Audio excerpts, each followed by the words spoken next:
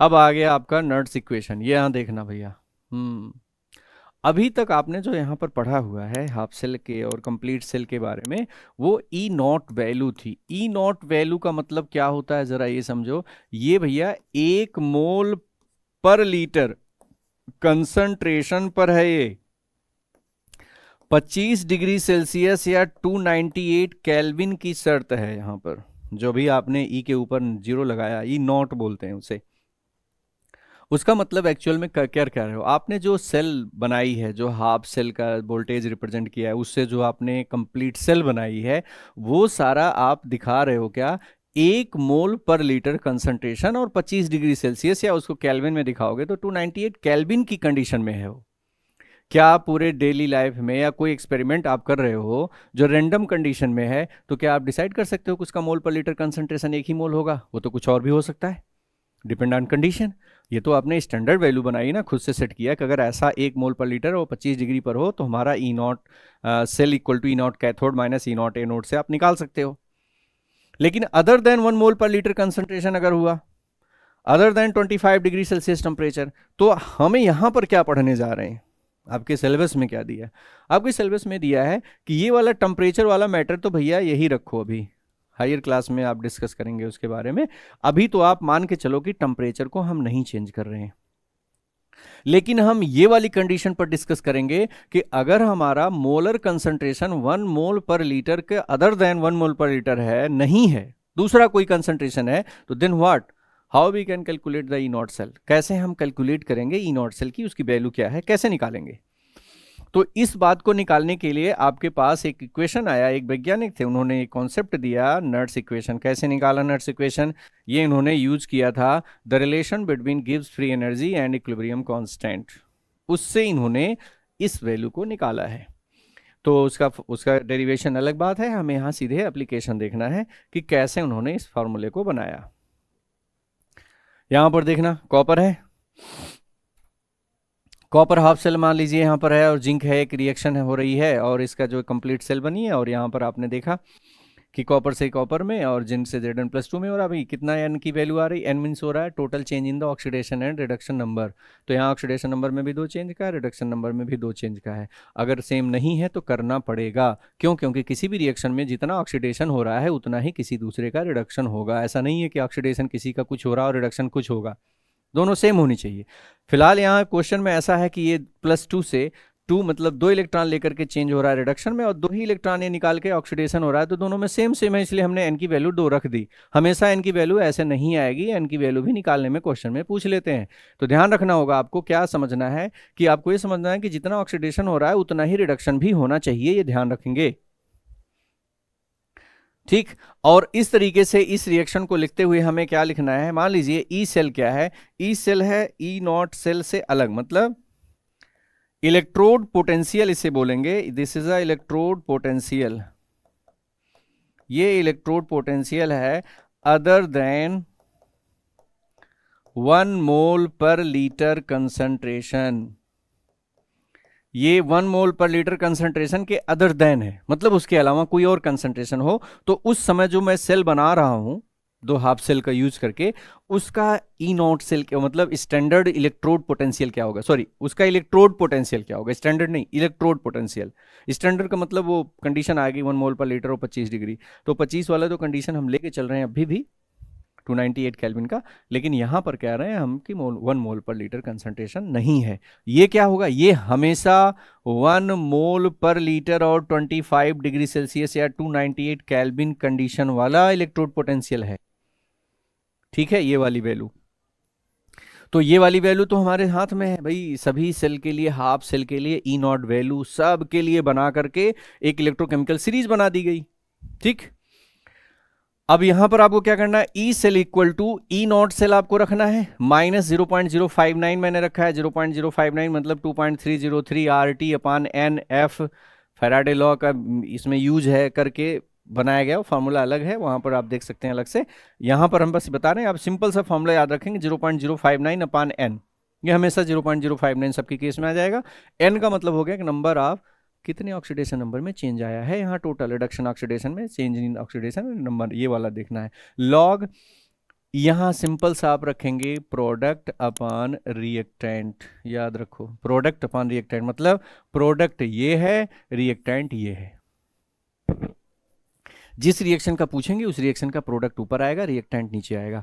अब प्रोडक्ट में कह रहे हो यहां तो दो हैं, आपने एक ही लिखा है, तो भैया प्रोडक्ट का मतलब यहां पर एक्चुअल में लिखना है हमें केसी इक्विलिब्रियम कांस्टेंट, लॉग केसी होता है। इक्विलिब्रियम कांस्टेंट का मतलब प्रोडक्ट का active mass of copper solid into active mass of zinc, यहां लिखेंगे जिंक 2+, ये एक्वस, और यहां पर हो जाएगा active mass of Cu+2 aqueous divided by हो जाएगा यहां जिंक का एक्टिव मास, जिंक का सॉलिड। तो इस टाइप का एक्चुअल में के आगे जो लिखा है वो केसी है, ये लॉग के आगे KC, log KC equilibrium constant. Equilibrium constant 11 class में जो आपने पढ़ा होगा वहां देखा होगा कि अगर कोई सॉलिड है या लिक्विड है, प्योर सॉलिड या लिक्विड कंडीशन है, तो उसका एक्टिव मास होता है 1। अब ये भी बहुत इंटरेस्टेड है कि एक्टिव मास 1 क्यों ले लेते हैं सॉलिड की केस में, लिक्विड की केस में 1 क्यों लेते हैं, वो अलग टॉपिक है कि हम 1 क्यों लेते हैं। एक्चुअल में उसको डिस्कस करेंगे तो यहाँ से अलग टॉपिक चला जाएगा। तो यहाँ पर हमें इस सॉलिड सॉलिड वाले दोनों जगहों पर 1 1 लेना है, तो इक्वस ये भी है इक्वस ये भी है, दोनों का एक्टिव मास यहाँ प्रभावी होगा, इफेक्टिव होगा। तो ये यहाँ बच रहा है, ये यहाँ बच रहा है, इसलिए यहाँ Zn+2 है और नीचे यहाँ केवल Cu+2 आया। ध्यान रखेंगे बच्चे गड़बड़ी कर देते हैं कि उल्टा पुल्टा कर देते हैं। प्रोडक्ट अगर आपको नहीं आ रहा है तो इतना दिमाग में बैठाए रखो कि प्रोडक्ट अपॉन रिएक्टेंट करना है। प्रोडक्ट में सॉलिड लिक्विड कहीं लिखा हुआ दिख गया तो उसका 1 करेंगे, एक्वस वाला ही रखा जाएगा। ठीक है, अगर यहां पर कोई स्टोइकियोमेट्री वैल्यू दी गई है तो उस स्टोइकियोमेट्री वैल्यू यहां पर स्क्वायर में जाएगी, ध्यान रखेंगे। ये भी अभी एक क्वेश्चन मिलेगा आगे, वहां डिस्कस करेंगे। तो ये फॉर्मूला याद रखेंगे आप, इस फॉर्मूले का एप्लीकेशन। ठीक है, अब जैसे मान लीजिए इसी फॉर्मूले का एप्लीकेशन मैं इस इक्वेशन पे करूं तो हमें क्या करना होगा, ये सबके लिए कॉमन फॉर्मूला बन गया। यहां पर आपको n की वैल्यू केवल चेक करनी है। n की वैल्यू यहां इस इक्वेशन में देखोगे तो 2 आ रहा है, इसमें आप सीधे सीधे इसकी वैल्यू 2 लिख दो तो ये फॉर्मूला इसके लिए बन गया। बस अब यहाँ क्या करना, यहाँ जिंक की कंसंट्रेशन, मोलर कंसंट्रेशन आपको क्वेश्चन में दिया होगा और कॉपर का दिया होगा, उनकी वैल्यू रखो, लॉग वैल्यू रख के सॉल्व करो, उत्तर आ जाएगा। ठीक, यहाँ मैंने देखो इसमें डायरेक्ट लिख दिया प्रोडक्ट अपॉन रिएक्टेंट। अगर आपको कंसंट्रेशन कंफ्यूजन कर रहा है तो प्रोडक्ट का जितना है molar concentration active mass upon reactant करना है। जैसे इसका बनाना है तो इसको देखो क्या है, यहाँ निकिल है, निकिल से निकिल +2 में 2 ऑक्सीडेशन नंबर में चेंज हो रहा है, Ag+ से Ag में +1 का ऑक्सीडेशन नंबर में चेंज हो रहा है। ऐसा हो सकता है क्या? अगर मैं यहाँ देखूं अनबैलेंस कंडीशन में, इसको हटा दो अभी, मान लो क्वेश्चन में आपको बुक में ऐसे लिख के दिया है, आपको थोड़ा सा कंफ्यूज करने के लिए मान लीजिए ऐसे लिख के दे दिया, कहा चलिए इस रिएक्शन के लिए E0 सेल इतना दिया है, ये वाली वैल्यू दे देंगे, कहेंगे E सेल बताओ, यहाँ इनका कंसंट्रेशन लिख देंगे, इसके नीचे यहीं पर कंसंट्रेशन वैल्यू लिख दिया, भाई इसका इतना इतना इसका कंसंट्रेशन है। अब आप अगर थोड़ी सी असावधानी रखोगे तो क्या करोगे, देखोगे यहाँ से यहाँ का 2 चेंज हो रहा है, यहाँ से 1 का चेंज हो रहा है।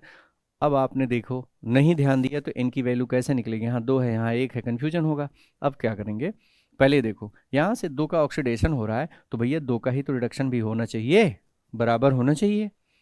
इसका मतलब क्या है कि यहाँ पर Ag+ से Ag जा रहा है 1 है, तो एक काम करो, यहाँ तो +2 तो लिख नहीं सकते हो कि +2 लिख दो, ऐसा लिखोगे तो आपने उसके साथ तो अत्याचार कर दिया एक तरीके से, बिल्कुल आपने उसके नेचर को ही बदल दिया। ऐसा नहीं कर सकते, यहाँ पर इसका नेचर है Ag+ तो प्लस ही रहेगा, इसको नहीं बदल सकते। तो क्या करोगे 2 करने के लिए, अरे भैया Ag एक अकेला है, एक और भाई उसका बुला लो, मतलब 2 Ag आप ले सकते हो, मतलब इधर इधर आप मल्टीप्लाई कर सकते हो, इसके चार्ज को नहीं चेंज करोगे।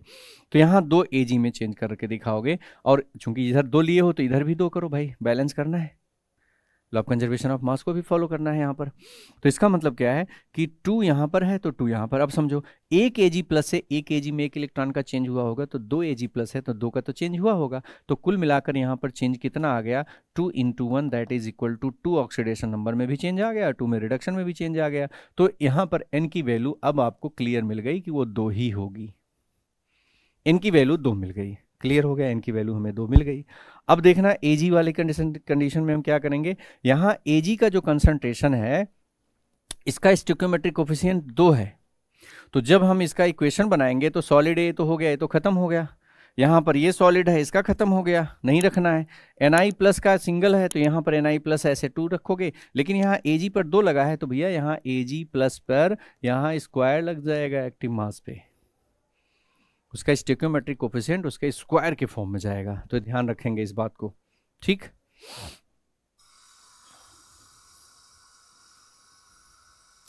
कोई दूसरी ऐसे नॉर्मल रिएक्शन है उसके लिए आप बना सकते हैं, बी सी डी है, तो जो भी स्टोइकियोमेट्रिक कोफिशिएंट होगा वो यहाँ पर पावर के फॉर्म में रखी जाएगी। जैसे एक इक्वेशन लेते हैं, इस वाले क्वेश्चन को, इस टाइप से बोर्ड में क्वेश्चन पूछे जाते हैं। जैसे यहाँ लिखा है mg है, ag प्लस है, अब देखो इसके नीचे इसका कंसंट्रेशन लिख दिया, इसके नीचे यहाँ इसका कंसंट्रेशन लिख दिया। जो सॉलिड वाले हैं उनको तो बिल्कुल छोड़ देना। 1 kg से यहाँ पर ag जा रहा है तो 1 प्लस का चेंज हो रहा है, 2 ले लिया तो 2 into 1 मीन्स इसका 2 आ गया। यहाँ कॉपर है, mg का 2 चेंज हो रहा है, इसका मतलब n सीधे सीधे आपको मिल गया 2। n की वैल्यू 2 पता चल गई आपको, ठीक है, n की वैल्यू प्लस 2 पता चल गई तो क्या करो आप, सीधे सीधे सेल को रिप्रेजेंट करना तो रिप्रेजेंट कर सकते हो भैया। इधर लिखना है क्या आपको, इधर लिखना है एनोड और इधर लिखना है कैथोड। एनोड का मतलब ऑक्सीडेशन, ऑक्सीडेशन ये वाली रिएक्शन से mg प्लस 2 जा रहा है, इसका कंसंट्रेशन ये आपको बुक में ऐसा लिखा मिल सकता है, डायरेक्ट ये भी दे सकते हैं। अगर नहीं दे रहे हैं तो आपको क्या करना पड़ेगा, बनाना पड़ेगा, बना लो या फिर डायरेक्ट बिना बनाए हुए जैसे भी यूज करना, या इस तरीके से भी लिख के दे सकते हैं इक्वेशन में। तो ये अगर मान लीजिए क्वेश्चन में ऐसे उन्होंने दे दिया है, क्वेश्चन लिखा और इसके बाद ये वैल्यू ऐसे लिख दी, तो क्या करोगे आप, कैसे ई सेल बनाओगे, E cell equal to E naught रखोगे माइनस 0.095.2, 2 रिएक्शन को देख करके डिसाइड करो कितना आएगा। अब लॉग प्रोडक्ट, प्रोडक्ट है क्या, प्रोडक्ट इस इक्वेशन में अगर ऐसा लिखा है तो भैया ऐसे में प्रोडक्ट कौन सा लगाओगे, कौन प्रोडक्ट बन रहा है कौन रिएक्टेंट, इससे आप डिकोड करके सीधे पीछे वाले पे पहुंचो, पीछे वाले पहुंचो, ये रिएक्शन बना लो। अब रिएक्शन बनाने का मतलब क्या हुआ कि ऑक्सीडेशन ये है, ये आपका ये इधर वाला एनोड है और ये वाला कैथोड है। तो एनोड में ऑक्सीडेशन हो रहा होगा तो यहाँ लिखो mg, इसका ऑक्सीडेशन हो रहा है तो यहाँ लिखोगे दूसरी साइड में mg प्लस 2, ये ag प्लस इधर होगा और ag प्लस 2, इक्वेशन बन गया, प्रोडक्ट में पता चल गया कि mg प्लस 2 होगा। ठीक है, इसका मतलब हो जाएगा यहाँ पर mg प्लस 2 इधर होगा और आपका ag प्लस वाला नीचे कंसंट्रेशन आएगा। ठीक, तो यहाँ mg प्लस और इसका देखो प्लस 2 का यहाँ पर 2 है तो यहाँ पर स्क्वायर लग गया।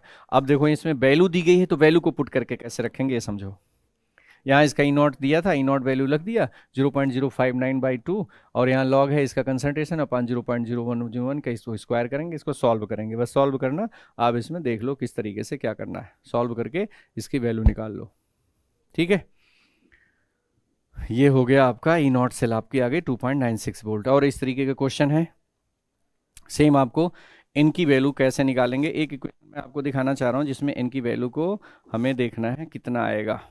ठीक, जैसे मान लीजिए इक्वेशन है, इस इक्वेशन में हमें n की वैल्यू ढूंढना है, तो यहाँ क्रोमियम से Cr प्लस 3 जा रहा है, इसमें प्लस 3 का चेंज आ रहा है और यहाँ भी प्लस 2 से Fe जा रहा है, प्लस 1 का चेंज आ रहा है। तो ऐसा थोड़ा होगा कि 3 का चेंज होगा 1 का चेंज होगा, नहीं जी, इसको 3 करो, 3 1 जा 3, अब 3 का चेंज सेम आ रहा है, इसका मतलब 3 से यहाँ मल्टीप्लाई करो, आपको बैलेंस करना पड़ेगा। 3 से मल्टीप्लाई किया तो इसका मतलब जब इसका कंसंट्रेशन रखोगे तो उसका क्यूब करोगे, एक्टिव मास वाली जब इक्वेशन में रखोगे तो देखो n की वैल्यू आपको यहाँ एक्चुअल में क्रोमियम का कितना जा रहा है, क्रोमियम प्लस 3, आयरन का प्लस 2 से 1, नहीं देखो ये क्या हो रहा है, क्रोमियम का प्लस 3 हो रहा है तो प्लस 3 का चेंज हो रहा है और आयरन का प्लस 1 का हो रहा है। तो इसमें अगर हम मल्टीप्लाई करें Cr प्लस 3 3 है तो प्लस 1, तो अगर हम इसमें 3 का मल्टीप्लाई करेंगे 3 तो 3, हाँ ठीक है, n की वैल्यू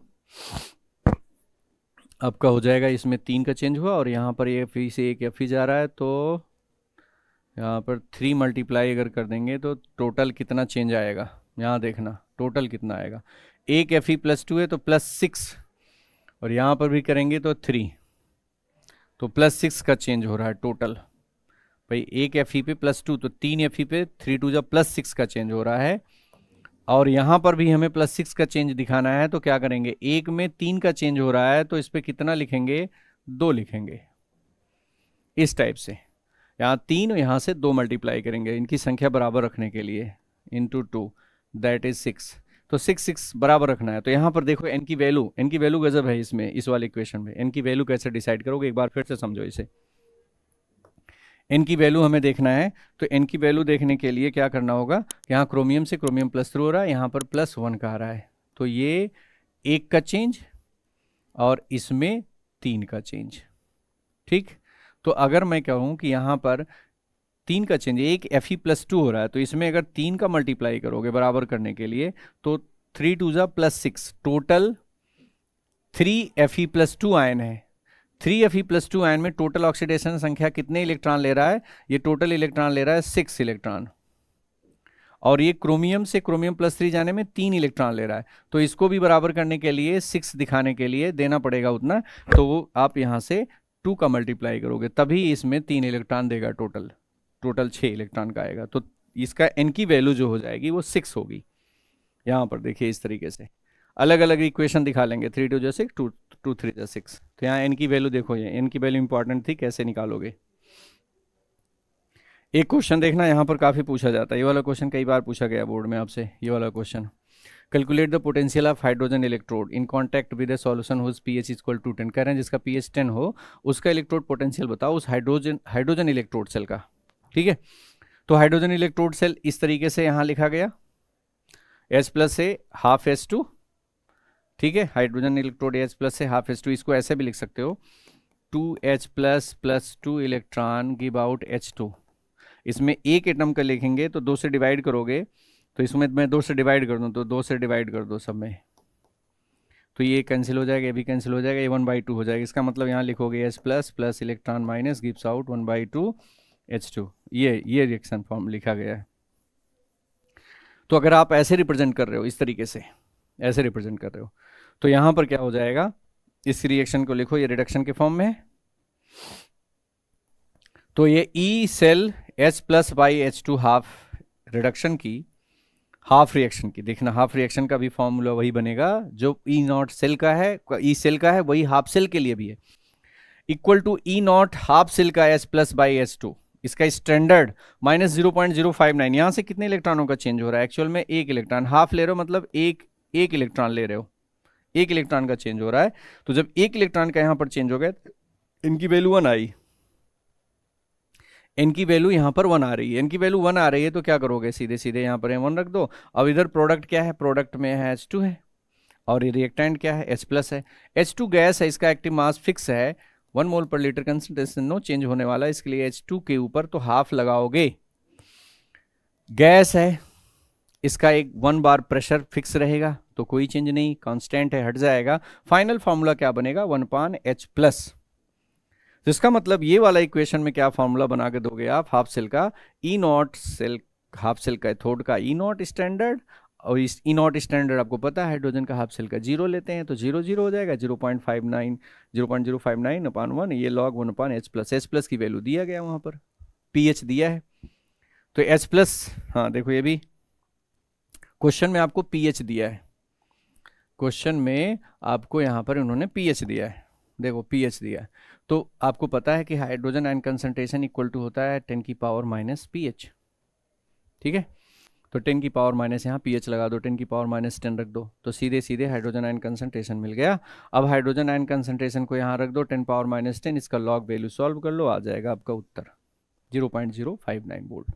ठीक है, यही हाइड्रोजन इलेक्ट्रोड सेल का वोल्टेज है अदर देन 1 मोल पर लीटर कंसंट्रेशन। ठीक है जी, 1 बार प्रेशर है, तो ये हो गया आपका, ये बहुत सारे और सेल हैं, ये वाले क्वेश्चन में देखना, इसमें कह रहे हैं इक्विलिब्रियम कांस्टेंट बताओ, इक्विलिब्रियम कांस्टेंट के लिए कह रहे हैं कि equilibrium constant of the reaction, इस रिएक्शन का इक्विलिब्रियम कांस्टेंट निकालना है, E0 सेल दे दिया है, E सेल के लिए फॉर्मूला लगाओ, E0 सेल 0.059/2 अपॉन ये log Kc है प्रोडक्ट में, तो ये 0.06 हो जाएगा, और ये 0.0 इसको डिवाइड करेंगे, log Kc आ गया, log Kc की वैल्यू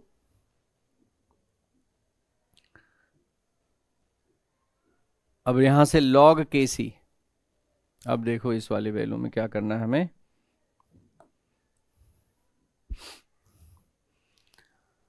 Cu+Ag+Cu+2Ag ई नॉट सेल 0.46 आपका वैल्यू दिया गया, E naught cell equal to 0.059/2 log Kc।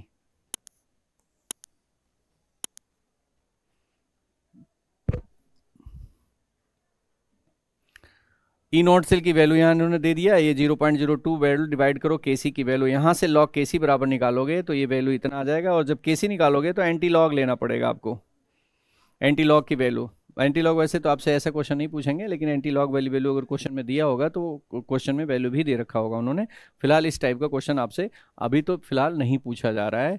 इसमें एक चीज़ और चेक कर रहा हूँ कि calculate the equilibrium constant of the reaction, इस रिएक्शन का इक्विलिब्रियम कांस्टेंट निकालना है Kc। तो ये वाला फॉर्मूला हमने direct E naught cell equal to E cell equal to E naught, हाँ ओके ओके। ये अब देखना ऐसे क्वेश्चन में क्यों, देखो एक्चुअल में यहाँ पर हमारा फॉर्मूला है E cell equal to E naught cell minus 0.059/n log Kc। अब क्वेश्चन में बोल दिया इक्विलिब्रियम कांस्टेंट और कुछ नहीं कहा। मुझे थोड़ा सा इसमें लगा कि आखिर में इसमें डायरेक्ट फॉर्मूला ऐसे क्यों लिख रहे हैं, ई सेल क्यों नहीं है। इसका मतलब ये है इक्विलिब्रियम कांस्टेंट कह रहे हैं। इक्विलिब्रियम कांस्टेंट कहने का मतलब हो गया कि कह रहे हैं कि ई सेल आपकी 0 है। भैया इक्विलिब्रियम तब आएगा कि अब किसी सेल में इक्विलिब्रियम पोजीशन रीच हो गई तो समझ जाना कि उस सेल वो डिस्चार्ज हो चुकी है, मतलब उसका ई सेल वोल्टेज 0 हो चुका है। तो जहां पर इक्विलिब्रियम ऐसे बोलेंगे, आपसे क्वेश्चन में देंगे कि इस रिएक्शन का इक्विलिब्रियम कांस्टेंट बताओ कितना होगा, तो तुरंत समझ जाना कि ये जो रिएक्शन दी गई है इसका इक्विलिब्रियम आते ही इसका मतलब हो गया कि इक्विलिब्रियम कांस्टेंट नाम लिखते ही समझ जाना कि ई सेल 0। तो जब ई सेल यहाँ 0 रखोगे तो इक्वेशन क्या बनेगा, सारा का सारा वैल्यू इधर कर दो, इसका मतलब यहां से आएगा E naught cell equal to 0.059/n log Kc, ये फॉर्मूला बनेगा। इसीलिए मैंने यहाँ डायरेक्ट इसको ये लिखा था, ठीक है। तो ये आपको बता दिया हो गया यहाँ पर कि हम कब ये फॉर्मूला लगाएंगे। ई नॉट सेल डायरेक्ट क्यों ऐसा लिखेंगे, डायरेक्ट इसीलिए लिखेंगे इक्विलिब्रियम जैसे ही वर्ड आएगा तुरंत समझ जाना कि ई सेल 0 है। अब यहां से ई सेल है, इसके बाद लॉग की वैल्यू। फिलहाल आपसे इस टाइप का क्वेश्चन नहीं पूछेगा, लेकिन पूछेगा तो कर सकते हो आप। अब आ जाओ भैया, अगला टॉपिक हमारा, जल्दी से आगे बढ़ते हैं। Electrochemical cell and Gibbs energy, ये भी आजकल इससे क्वेश्चन पूछा जा रहा है। Electrochemical cell and Gibbs energy से रिलेटेड क्वेश्चन पूछा गया है। तो गिब्स एनर्जी का फॉर्मूला जो है delta R, G means reaction of Gibbs enthalpy जो है माइनस NFE सेल। अगर किसी भी कंसंट्रेशन पर अदर देन 1 मोल कंसंट्रेशन पर गिब्स फ्री एनर्जी में चेंज पूछा गया है, delta R G means change in the Gibbs free energy of reaction, reaction की गिब्स फ्री एनर्जी कितनी है ये पूछा है, तो ये NFE सेल हो जाएगा, मतलब उस सेल का वोल्टेज क्या है ये लिखना है। अगर ये डेल्टा जी नॉट लगा दिया, स्टैंडर्ड पूछ लेता, तो आप यहां पर सेल में ई नॉट सेल स्टैंडर्ड सेल ले लेते। बस इतना से याद रखना है, माइनस साइन लगा रहेगा, ये इसके बीच का रिलेशन है, याद रखना, क्वेश्चन पूछते हैं। देखो यहां पर लिखा हुआ, इसमें क्वेश्चन है। अब क्वेश्चन में देखना यहाँ पर n की वैल्यू के लिए, n की वैल्यू के लिए देखना कैसे पता करेंगे। यहाँ पर एल्युमिनियम है, पहले तो अनबैलेंस इक्वेशन में देखना, एल्युमिनियम से Al+3 बन रहा है, और यहाँ जिंक है, तो ऐसे देख लेना जिंक से Zn बन रहा है। तो पहले आधी आधी रिएक्शन अलग कर लो, ज़्यादा सही रहेगा। Zn+2 से, तो +2 से Zn बन रहा है, +2 से आपका Zn बन रहा है, एक मिनट, ठीक, +2 से Zn बन रहा है यहाँ पर। तो इसमें कितने इलेक्ट्रॉन ले रहे हैं भैया, यहाँ पर देख सकते हो 2 इलेक्ट्रॉन ले रहे हैं। अब एल्युमिनियम की आधी रिएक्शन अलग करके देखोगे तो यहाँ से Al+3 बन रहा है, कितने इलेक्ट्रॉन ले रहे हैं जी, 3 इलेक्ट्रॉन ले रहे हैं। यहाँ 3 इलेक्ट्रॉन, यहाँ 2 इलेक्ट्रॉन, ऐसे कैसे होगा भाई, जितने इलेक्ट्रॉन यहाँ ले रहे हैं उतने भी इधर होने चाहिए। इसका मतलब इन दोनों को बराबर करना है। इसको अगर मैं 3 से मल्टीप्लाई कर दूं तो 6 हो जाएगा, और इसको मैं 2 से मल्टीप्लाई करूं तो ये भी 6 हो जाएगा। अब 6 इलेक्ट्रॉन ले रहे हैं, बिल्कुल सही हो गया। इसका मतलब हम यहाँ पर कितने से मल्टीप्लाई करें, 6 इलेक्ट्रॉन दिखाने के लिए 2 से, तो ये 2l हो जाएगा। और इस वाले को कितने से मल्टीप्लाई करें, इसको 3 से मल्टीप्लाई करें, ठीक है, यहाँ 3 से। इसका मतलब इस इक्वेशन में z की वैल्यू जो है वो सीधे सीधे 6 आएगी। ये ध्यान रखना है n कैसे निकालेंगे, ठीक। एन की वैल्यू यहाँ पर निकालना बहुत इंपॉर्टेंट था, बस इतना समझना कैसे एन की वैल्यू निकलेगी। यहाँ पर बैलेंस इक्वेशन दे दिया है तो नो डाउट अच्छी बात है, नहीं दिया होता तो ध्यान रखेंगे। तो ये पहले हाफ रिएक्शन में देख लेंगे, Zn+2 से Zn जा रहा है, कितने इलेक्ट्रॉन ले रहा होगा जी, 2, ठीक है। और यहाँ 3 है तो 3 2 जा 6, सीधे सीधे 6 इलेक्ट्रॉन। तो एन की वैल्यू इस 3 से मल्टीप्लाई कर लेना। यहाँ 2 है, यहाँ 2 है, एक में कितने चेंज हो रहा है, 3, देखना कितने चेंज आ रहा है, 3 का चेंज आ रहा है, तो 2 लिखा है तो 2 × 3 दैट इज 6। तो एन की वैल्यू यहाँ पर 6 है, ध्यान रखेंगे 6 वैल्यू निकालेंगे। फिर इसके बाद सीधे इक्वेशन बना लो। इक्वेशन बनाएंगे, ई कैथोड माइनस ई एनोड, कैथोड माइनस एनोड करेंगे, एन की वैल्यू ध्यान रखेंगे। ये तो ई नॉट सेल हो गया पहले इक्वेशन में। फिर इस इक्वेशन में ई नॉट सेल से डेल्टा जी नॉट निकालेंगे। डेल्टा जी नॉट की वैल्यू पूछा है इस क्वेश्चन में, तो जी नॉट की वैल्यू निकाल लो। अब देखो कहोगे एन की वैल्यू क्या फ़ायदा था भैया, देखो यहाँ से minus N F E naught cell है, यहाँ एन की वैल्यू चाहिए थी, यहाँ एन की वैल्यू चाहिए। तो एक टाइप का क्वेश्चन इस टाइप से आजकल पूछ रहे हैं, गिब्स फ्री एनर्जी से इक्विलिब्रियम कांस्टेंट में रिलेटेड क्वेश्चन पूछ रहे हैं। इस वाली सेल का स्टैंडर्ड इलेक्ट्रोड पोटेंशियल निकालना है, ठीक है। एन की वैल्यू 2 आ गई, इससे गिब्स एनर्जी दिया गया है, तो यहाँ पर देखो ये एन की वैल्यू रखो, गिब्स एनर्जी निकाल लिया।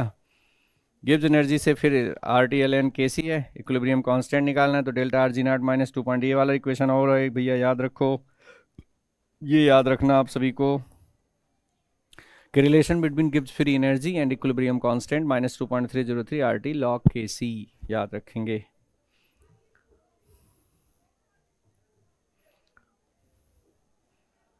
अब अगला टॉपिक हमारा है, इसको हम आगे डिस्कस करेंगे, ठीक है। और नेक्स्ट हमारा जो टॉपिक आएगा रेजिस्टेंस मींस कैलकुलेशन। आप यहाँ से टॉपिक हमारा अलग चलेगा, calculation of resistance, specific resistance, conductivity, molar conductivity, ठीक है। ये सारी बातें डिस्कस करेंगे किसी सॉल्यूशन की। सॉल्यूशन का मतलब समझो, अभी आपने फिजिक्स में जो पढ़ा होगा, फिजिक्स में आपने पढ़ा होगा किसी मेटल है, कोई वायर है, उस वायर का उसकी रेजिस्टेंस निकालना है, उसकी रेजिस्टिविटी निकालनी है, कंडक्टिविटी निकालनी है, कंडक्टेंस निकालना है, तो ये तो हमारा फिजिक्स का टॉपिक हो गया। इसी से रिलेटेड अगर हम बात करें तो मान लीजिए कोई लिक्विड सॉल्यूशन है, तो क्या लिक्विड सॉल्यूशन में रेजिस्टेंस नहीं होता, बिल्कुल होता है। रेजिस्टेंस होगा, उसकी रेजिस्टिविटी भी होगी, कंडक्टेंस होगा, कंडक्टिविटी होगी, उसमें एक टर्म और हमारे में आ जाता है केमिस्ट्री में, मोलर कंडक्टिविटी, उसमें एक और थोड़ा सा पॉइंट बढ़ता है, मोलर कंडक्टिविटी। तो ये सारे टॉपिक आते हैं, ठीक। ये वाला टॉपिक हमारा यहाँ से स्टार्ट होगा, तो इन टॉपिक को हम अगले नेक्स्ट क्लास में डिस्कस करेंगे। मुझे उम्मीद है कि आपको कुछ समझ में आया होगा, और इसी के साथ नेक्स्ट वीडियो में मिलते हैं, तब तक के लिए थैंक यू, आप सभी को धन्यवाद।